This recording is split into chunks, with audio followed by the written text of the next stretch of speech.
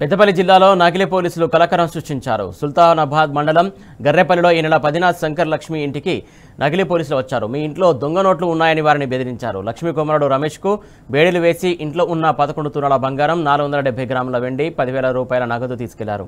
మరుసటి రోజు శంకరి లక్ష్మి పోలీసులకు ఫిర్యాదు చేశారు. నకిలీ పోలీసులపై నిఘా పెట్టిన కాకీలు కట్నపల్లి వద్ద వాహనాలు తనిఖీ చేసే క్రమంలో పట్టుబడ్డారు.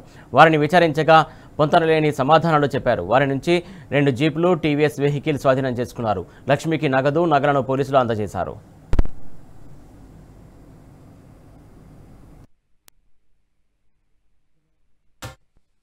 లాస్ట్ 5 days తీసుకొచ్చిన 2 రోజులు అఖిల్ అరెస్ట్ చేసేలో చాలా